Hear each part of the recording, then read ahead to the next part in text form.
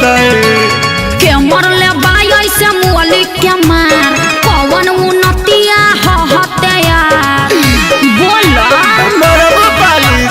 के मरले बाई ऐसे मुअली के मार कौन उन्नतिया हते यार। अरे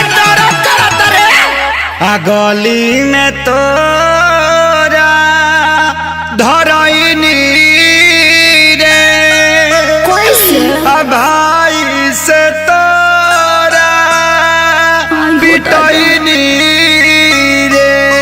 अरे का करे आइल रहो हड्डी मसली सब भगेला से दूर अरे मरले साले का संस भरापुर अरे मरले साले का संस भरापुर अरे मरले साले का संस भरापुर। अरे कहाँ मरल अरे कहाँ बताइए बड़ा मरले बासा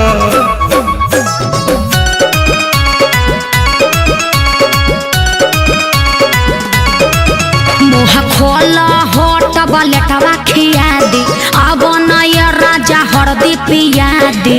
45 मरब नहीं झरला पानू न दारा बात मीठा मीठा जानी कारा।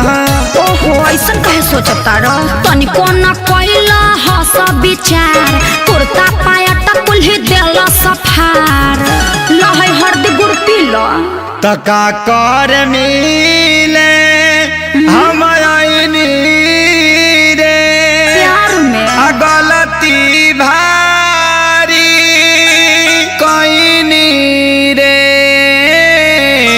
चुप रहो सब ठीक हो जाई। पूछा दारू अब तू हर दिला गुड़ अरे मरले साले कसम से भरापुर अरे मरले साले कसम से भरापुर अरे मरले साले कसम से भरापुर। अरे चुप रहो चलो भोका माइस के सुई दिबा दी। वो कौन सुई है? दुख हरनी सुई। अच्छा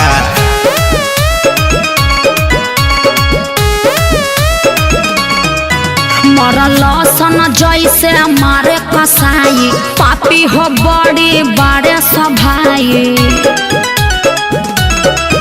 जनता रे खेसारी सभन के सब खेला है बचन के माने के नहीं मोहब्बत में हार ठीक नहीं कोइला सभाई हमार। अरे हेंगा कोई मारेला अरे इज्जत अपन हम लुटैनी रे आ सोनू के बात में पड़क गईनी रे।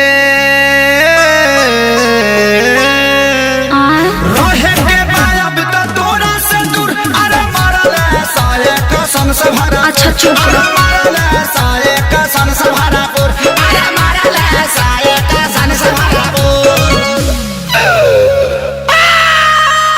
अरे बाप रे बाप दर्द होता। अरे लावा अमर लाता के पाता साट दी।